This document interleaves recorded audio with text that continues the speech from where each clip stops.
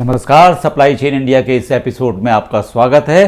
और इस एपिसोड में आप देखेंगे दिल्ली मेरठ एक्सप्रेसवे के आखिरी चरण में आई अड़चनें, दिसंबर तक ना पूरा होने के आसार, छत्तीसगढ़ की सड़कों की बदहाली और हिंदी पर जोर देने की बात चली, और जालंधर के ट्रैक्टर को एनआरआई ने सजाया दुल्हन की तरह। सैकड़ों मजदूरों के कोरोना ग्रस्त होने के कारण दिल्ली मेरठ एक्सप्रेसवे दिसंबर तक पूरा होने नहीं जा रहा। बताया जा रहा है कि इस काम में पिछले कुछ महीनों से बाधा पड़ रही है।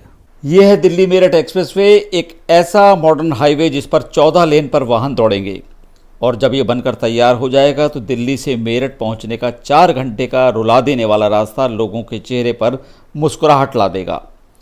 वैसे तो सड़क परिवहन मंत्री नितिन गडकरी ने 82 किलोमीटर लंबे इस एक्सप्रेसवे के उद्घाटन का संभावित महीना दिसंबर बताया था, लेकिन अब ऐसे हालात मुश्किल ही नजर आ रहे हैं। महामारी से मजदूरों का संकट हो गया और एक्सप्रेसवे दिसंबर तक बनता नजर नहीं आ रहा। दासना और यूपी गेट के बीच पड़ने वाले मेहरौली गांव के लोग भी एक्सप्रेसवे के निर्माण में बाधा बने हुए हैं। वैसे तो ये सिर्फ 3 किलोमीटर का क्षेत्र है, लेकिन गांव के लोग इस बात पर काम में अड़ंगा डाल रहे हैं कि सरकार उनकी अधिग्रहित भूमि का उचित मुआवजा नहीं दे रही। गांव वालों को इस एक्सप्रेसवे की वजह से 400 मीटर भी पैदल चलना गवारा नहीं, और वो कूद फांद कर आते जाते ट्रैफिक के लिए बाधा बन रहे हैं।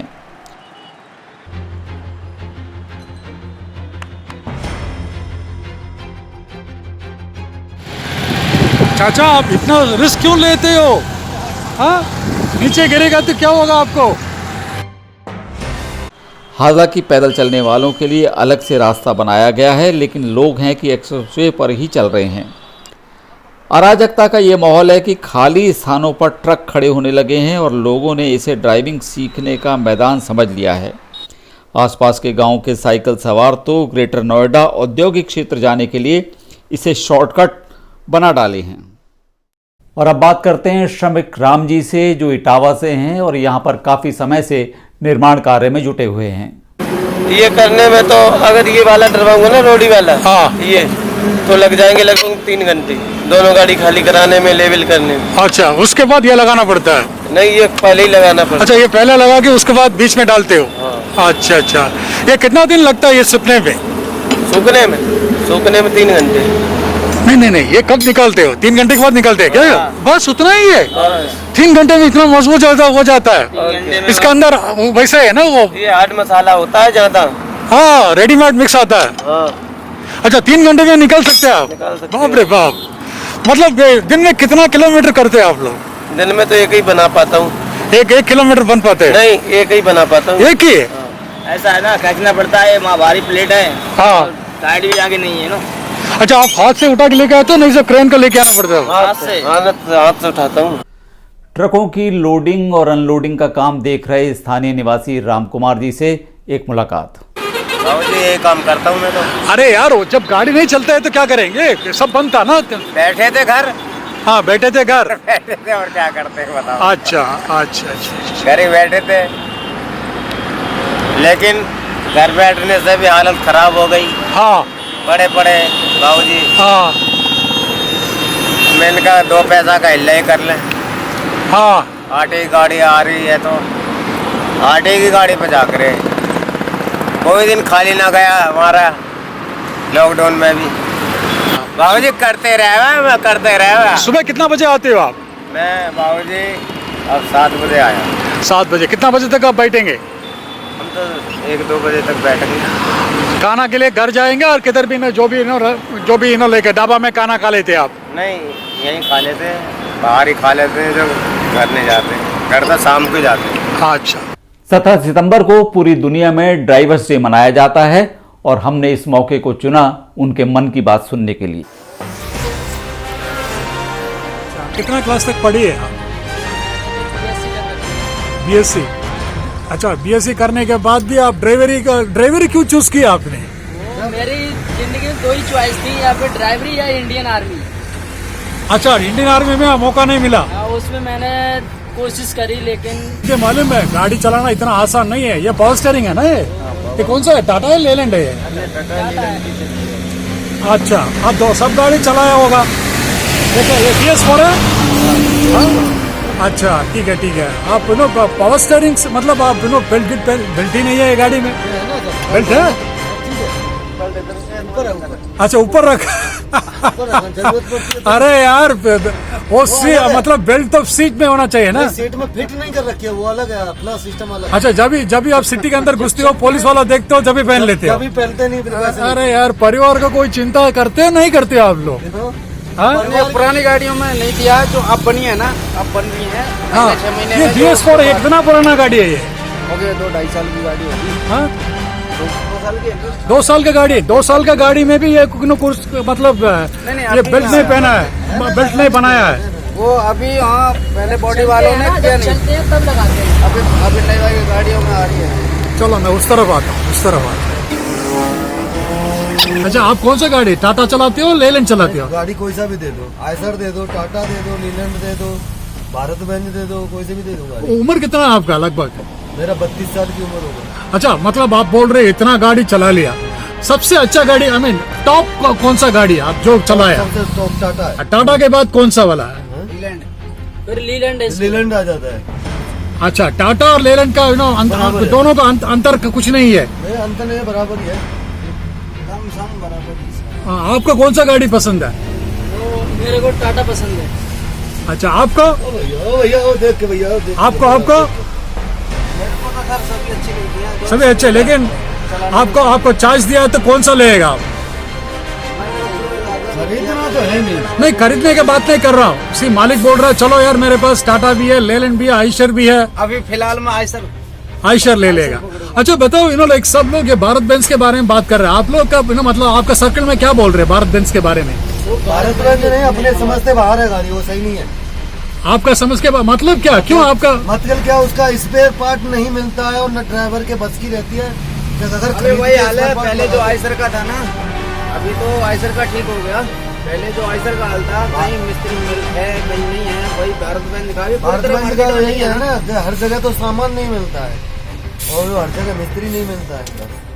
अच्छा ठीक है अगर गाड़ी खराब होगा तो आपको मिलना चाहिए आदमी आपका सब, लेकिन ये तो आजकल सब गाड़ी वाला बोल रहे हैं ना, मतलब लाइक अगर आपका गाड़ी खराब हो गया तो आपको तो वही फोन कॉल करो, वो लोग आकर आपको मदद करेंगे, ऐसा कुछ कभी आपको महसूस हुआ आपको? 1033 है ना नंबर, उस पे कॉल कर दो। ये कितना साल से गाड़ी चला रहे हो आप? 12 साल से। 12 साल से आप शायद लाइक बहुत गाड़ी चलाया होगा, टाटा, लेलैंड, आइशर, भारत बेंज सब कुछ चलाया होगा। कौन सा गाड़ी सबसे अच्छा है आपका? टाटा। टाटा में क्या रखा है ऐसा इतना अच्छा बोल रहे हो आप? और टाटा में कुछ तो बात होगी सर। हाँ क्या बात है? बात यही है ना, चलाने में थोड़ा अच्छा लगता है टाटा। हाँ गाड़ी जब खराब होता है ये सब भाई सब बोल रहे हैं, मतलब गाड़ी खराब होता है वो स्पेयर पार्ट मिलने में, मिस्त्री मिलने में दिक्कत होता है भारत बेंज में। टाटा में तो ये दिक्कत नहीं है ना? नहीं टाटा में नहीं दिक्कत। अच्छा लेलैंड में? लीलैंड में भी नहीं। अच्छा ये BS4 में कुछ लाइक एड ब्लो ऐसा कुछ डाल रहे हैं ना आप लोग? नहीं हाँ कुछ नहीं इसमें। हाँ इसमें नहीं पड़ता है, ये 4 सिलेंडर में है। अच्छा जो 6 सिलेंडर में है उसमें पड़ता है। अच्छा ये गाड़ी कितना महीने से और कितना सालों से चला रही हो? ये गाड़ी तो अभी इसको हुआ है 1 साल हुआ है। 1 साल। इसका मतलब क्या है? ये SL टर्बो ट्रान लिखा है, इसका मतलब क्या है? सर इतना तो मैं भी नहीं बता सकता हूँ। कितना क्लास तक पढ़े आप? High school. अच्छा उसके बाद ये लाइन में कैसा आया आपने? सर ऐसे ही अपना चॉइस होता है। अच्छा और वो दूसरा भाई साहब तो फौजी बनने के लिए कोशिश कर रहा था, वो नहीं पाया, ये लाइन में घुस गया। आप कभी सोचा ही नहीं दूसरा लाइन के बारे में? नहीं सोचता तो हूँ, लेकिन कहाँ मिलता है दूसरा लाइन। अच्छा पेट भरने के लिए तो कुछ ना कुछ करना पड़ेगा। अच्छा ये लॉकडाउन में था ना, ये इतना 5 महीने हो गया, आपको जिंदगी कैसा था? ये घर में बैठा था और गाड़ी चला रहे थे? नहीं घर में 3 महीने तो घर में बैठा था। हाँ 3 महीने घर में बैठा था, इसके बाद आ गया गाड़ी। अच्छा यादव जी बताइए, लाइक सब बोल रहा है, बाकी सब लोग तो सरकार लाइक डॉक्टर को सलाम कर रहे हैं, ओके, और साफ करने वाले का, सफाई वाले को साफ कर रहे हैं, मतलब सलाम कर रहे हैं, लेकिन ड्राइवर लोग को कुछ नहीं कर रहे। इसके बारे में आपका क्या चिंता है? ड्राइवर की सर इज्जत ही नहीं है। हाँ ड्राइवर की इज्जत ही नहीं है। ठीक है, इज्जत ले आने के लिए क्या करना पड़ेगा? ड्राइवर की तो इज्जत जब होगी ना जो परिवहन निगम को जो सरकार में जो मंत्री है ना, वही सही आदमी नहीं है तो क्या होगा। ड्राइवर लोगों को क्या है ना, पुलिस वाले ज्यादा परेशान करते हैं। वाहन मंत्री है वो सही नहीं है। आप नितिन गडकरी की बात कर रहे हो, नितिन गडकरी हो चाहे उसमें कोई क्या और गडकरी हो। उसमें क्या करा भी, इतना अच्छा रोड बना के दिया, सब खराबी कुछ रोड नहीं से किया। क्या पेट भरेगा? पेट भरेगा। पैसा हाँ? गाड़ी में इतना पैसा ही नहीं है, कम मेहनत का पैसा नहीं है, और रोड से क्या करना है? अच्छा ये ये सबके लिए है, हमारे ट्रक वालों के लिए स्पेशल थोड़ी है, आपके लिए भी। आप 4 रोड पे वो चलाए गाड़ी, फिर अपने बच्चों का पेट भर के दिखाए। गुंडागर्दी मिलती है ड्राइवरों को, कुछ नहीं मिलता। चोर लुटेरे सारे सब कुछ तो है ड्राइवरों के। हर कोई ड्राइवर को लूटने वाला है। हाँ। अच्छा ये आरटीओ का प्रॉब्लम कैसे है आपको? आरटीओ है, जो पुलिस वाले हैं ना, आईटीओ प्रॉब्लम इतनी है, मालिक दे रहा है 200 रुपए रोज, बाकी आईटीओ के हिसाब से आईटीओ ले रहा है 500 रुपए रोज के हिसाब से। अच्छा आपने बोला नितिन गडकरी साहब ने, मतलब उन्होंने परिवहन मंत्री ने कुछ नहीं किया है, क्या करना चाहिए आपके ड्राइवर के लिए, क्या करना चाहिए नितिन गडकरी? ड्राइवर के लिए उसको कम से कम 35,000 रुपए तनख्वाह करनी चाहिए, और टोल टैक्स की अपनी एसएससी मारे बिल्कुल बंद करें। 35,000 रुपया देना चाहिए, कम से कम तनख्वाह होनी चाहिए। 5,000 रुपए में नौकरी कर रहे हैं, 24 घंटा की ड्यूटी है, हाँ 5,000 में। अच्छा लेकिन ये क्यों आपके ऊपर ध्यान नहीं दे रहे? ये क्या पता, वो तो वो जाने। नहीं वो जाने नहीं है, ऐसा आप लोग मिलकर क्यों कुछ नहीं कर रहे हो? उसको तो मिल ही रहा है। हम लोगों में यूनियन नहीं हो पाती है। हाँ, क्यों क्या मोटर मालिक पसंद नहीं करते हैं क्या? नहीं, हाँ आपस में ही नहीं यूनियन हो पाती है। एकता नहीं है आप लोगों के बीच में। एकता बनाने के लिए क्या करना पड़ेगा? ड्राइवर सब मिलकर पहला मिलना चाहिए ना। आप लोग मिलते नहीं हो, लेकिन बात करते रहते हो, नहीं कर पाएगा। ठीक है, देखिए अगर आप दूसरी चालू रखेगा, हाँ एक ट्रांसपोर्ट खड़ी भी कर देगा, दूसरा चालू रखेगा, एक ड्राइवर खड़ी कर देगा, दूसरा ड्राइवर सेल्फ लगाएगा, निकलते बनाएगा। अच्छा जब आप ये सेंट्रल वेयर हाउस अंदर हमेशा आते रहते हैं ना आप लोग, आप इधर कितने घंटे से खड़े हैं आप लोग इधर? 2-2.5 घंटा हो गया। ठीक है, कभी कभी आप रात को भी आ जाते हो, रुक जाते हो, संडास गिंडास करते हैं क्या? अंदर आपको अलाउ करते हैं और बाहर ही करना पड़ता है? हाँ अंदर देता है आपको, हाँ करने के लिए। जब भी गाड़ी बाहर खड़ा किया है तभी आपको अंदर जाके संडास गिंडास करने के लिए, स्नान करने के लिए सुविधा है, अंदर देता है। अब मतलब इधर ये अच्छा लोग है। ये कौन संभालता है CWC में? कोई कंपनी चलाते है? कौन चलाता है? Godown, Samsung, fridge. ओ ये सब सैमसंग लेने के लिए आए हैं। कौन सा राज्य में आपको तकलीफ ज्यादा है? महाराष्ट्र। अच्छा आप बोले थे महाराष्ट्र में ज्यादा दिक्कत है। महाराष्ट्र में आपका दिक्कत कैसा आता है, क्या रूप में आता है? सर उधर लुटेरे ज्यादा है, पुलिस के रूप में भी है, उधर लुटेरे ज्यादा, गुंडागर्दी ज्यादा होती है। हाँ। जब ये सब होता है आप लोग करते क्या है? कुछ नहीं करना पड़ता है, प्रशासन को फोन करो तो प्रशासन बोलता है मेरे बस में नहीं, मेरे एरिया में नहीं है ये, दूसरे के एरिया में है। दूसरे को फोन करो बोलता नहीं मेरे एरिया में नहीं, दूसरे के एरिया में। और अब आपको मिलवाते हैं अनिल पांडे जी से। अनिल पांडे जी मूलतः उत्तर प्रदेश के सुल्तानपुर इलाके से हैं, लेकिन अभी वो अपने परिवार के साथ नागपुर में रहते हैं। अनिल पांडे जी पिछले 30 सालों से अकेले ही ट्रक को चलाते हैं। वो अपने सफ़र की बहुत सी जानकारियां आपके साथ शेयर करना चाहते हैं। पांडे जी, नागपुर से आप जमशेदपुर आए, वो कितने किलोमीटर है? Nagpur Jamshedpur sir 1050 kilometre. ठीक है, आपका कितना दिन लगा? आपका अनुभव के बारे में जरा विस्तार से बताइए। मैं तो पहुंचना हमको 72 घंटे का टाइमिंग रहता है, पहुंच जाते हैं चौथे दिन। करते रोड इतना खराब हो गया है, उड़ीसा खत्म होने के बाद जब झारखंड में घुसे हैं, ये राउरकेला पार करने के बाद फिर मित्रापुर जो बॉर्डर पड़ता है उड़ीसा का, वहां से लेकर तो ऊटी रांची के इर्द गिर्द तक इतना खराब हो गया है साहब कि 24 घंटे जाम लगा हुआ है। 1 घंटे में 2 ट्रक मिट्टी चली जाए, इतना डाउन में जाना है, फिर उसमें अप में जाना है, ऐसे हो गया पूरा। रोड ही नहीं है। वो स्टेट हाईवे है, नेशनल हाईवे है? नहीं, स्टेट हाईवे है। ठीक है। State highway. राउरकेला से रांची वो कितना दूर है? ये समझ लीजिए साहब लगभग 2.5 किलोमीटर। अच्छा, हाँ। उसी में सारा समय टूट जाता है। बाकी अगर रोड सही रहता है तो हम लोग आज निकलते हैं, कल नहीं परसों रात में या चौथे दिन पहुंच जाते हैं। चौथे दिन 72 घंटा। अच्छा, रास्ता से खराब है आपका? आप तो खाना बनाने के लिए सब सामान ले जाते हो, पानी से भर के लेके जाते हो, नहीं तो रास्ते में ढाबा खोलते हो? ढाबा सब खुल गया है, ढाबा उबा खुल गए हैं, लगभग सब खुल गए हैं ढाबा। हाँ, लेकिन कोई- अंदर भीतर कोई- खाना खिलाता है और आपका उधर से पार्सल लेके घर में मतलब गाड़ी में जाके खाना पड़ता है। 80% बैठा के खिला देते हैं, 20% पार्सल देते हैं। अच्छा अच्छा, जो मौसम कैसा है? सिटी से लग के हैं, जो हाँ। जिसको पुलिस का डर है, वो जो है पार्सल देता है। हाँ, और जो सिटी से दूर है, जहाँ पुलिस कम पहुँचती है, वहाँ बैठा के खिलाते हैं। बहुत शाना है, बहुत शाना है। हाँ। अच्छा, मौसम कैसा था? नागपुर से मौसम- झांसी तक मौसम कैसा है? साहब बारिश हर जगह है, बारिश हर जगह है। अच्छा, जब बहुत जोर से बाहर निकलता है, आप गाड़ी चलाते हो और मतलब रुका देते हो, क्या करते हो आप? क्या क्या प्रिकॉशन लेते हैं? साहब जैसे अभी मैं नोएंटी, मतलब रात में नोएंटी खुलती है तो जमशेदपुर डिस्को के अंदर डाला हूँ गाड़ी। तो बाहर से चांडिल से 4 बजे चला था, तो 4 बजे चला, इतनी जम के बारिश हो रही थी कि क्योंकि अब कभी कभी सिचुएशन ऐसी होती है कि खड़ी नहीं कर सकते, नोएंटी लग जाएगा तो चलाना ही है।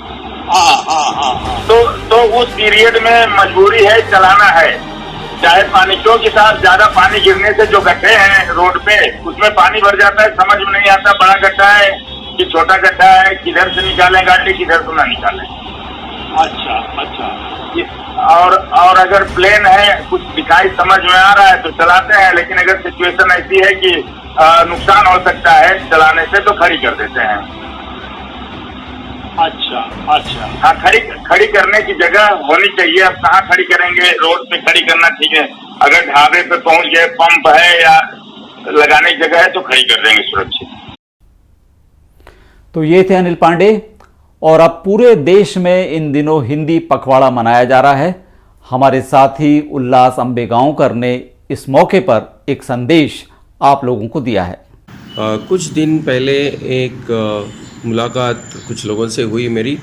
मैं जब मेरे गांव लातूर में खेत में उगाया हुआ सोयाबीन बेचने के लिए एक फैक्ट्री में गया था, तो रात के करीब 9 साढ़े 9 बजे थे और मेरे को अचानक से तमिल में कुछ आवाज़ सुनाई दिया। तो मुड़ के देखा तो वहाँ पे 3 ड्राइवर, तमिलियन ड्राइवर्स खड़े थे। तो मैंने उनसे बात करने को चालू किया। मैंने उनसे बोला कि मेरा एक फ्रेंड है जो तमिलियन है और ड्राइवर लोगों के लिए काम करते हैं। तो उन्होंने बोला कि कहाँ जा रहते हैं वो। तो इस हिसाब से मैं उनसे इंग्लिश में बात करना चालू किया और मेरे को ताज्जुब हुआ कि उसमें से एक ड्राइवर जो थे दिनकरन, तो उनको फ्लुएंट हिंदी आता था, बहुत अच्छी साफ तरीके से वो हिंदी बात करते थे। तो मैंने उनसे पूछा कि आप इतना अच्छा हिंदी में कैसे बात कर रहे हो। तो उन्होंने बोला कि सर मैं तो ड्राइवर हूँ, मेरे को तो पूरे इंडिया में घूमना पड़ता है और हिंदी आना बहुत ज़रूरी है, क्योंकि अगर मैं सिर्फ तमिल में बात करूँगा तो मैं तमिलनाडु के बाहर कुछ बिज़नेस नहीं कर पाऊँगा। तो इसके लिए मेरे को हिंदी पहले से आता है। तो उनके साथ में जो दूसरा ड्राइवर था उससे और कम आती थी और तीसरे ड्राइवर को बिल्कुल ही नहीं आती थी। और वो 12 चक्का गाड़ी उस फैक्ट्री में सोयाबीन DOC लोड करने के लिए आए थे। तो मैंने देखा कि जो तीसरा वाला ड्राइवर था जिसको हिंदी नहीं आता था, उसको खाना मांगने के लिए भी बहुत दिक्कत हो रही थी। और जो दूसरा वाला था जिसको टूटी फूटी आ रही थी, वो इजीली मैनेज कर रहा था। और तीसरा वाला फ्रेंडली होके मैनेज कर रहा था, जिसको जो चाहिए वो मांग ले रहा था। तो तीसरे ड्राइवर की डिपेंडेंसी पहले के ऊपर बहुत थी। मैंने ये देखा कि जिस तरह से हमको ट्रांसपोर्ट कम्युनिटी को पूरे पैन इंडिया में काम करना पड़ता है, हम लोग एक कोई लैंग्वेज या एक कोई रीजन में हम लोग सीमित नहीं रह सकते हैं।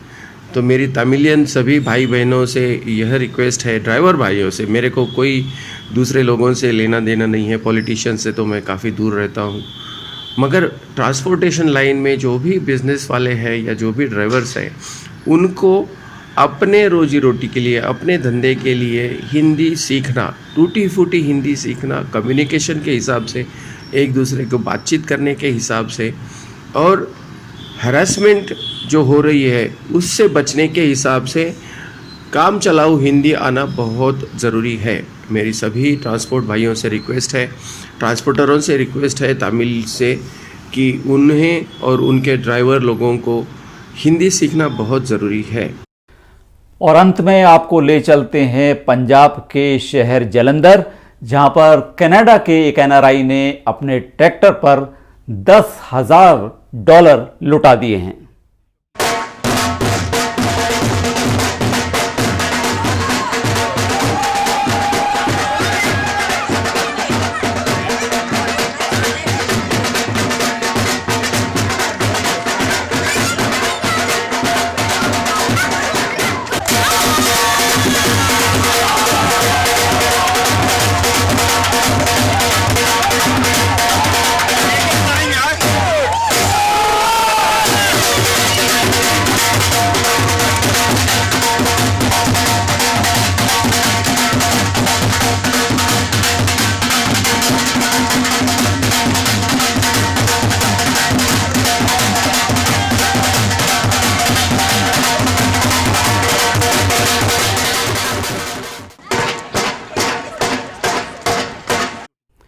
किसी ने सही कहा है कि शौक बड़ी चीज होती है। सप्लाई चेन इंडिया का ये एपिसोड आपको कैसा लगा, कमेंट सेक्शन में जाकर हमें अपने सुझाव, अपने विचार जरूर बताइएगा। अगले एपिसोड में हम बहुत जल्द आपसे फिर मिलेंगे। तब तक के लिए अपना ख्याल रखिएगा।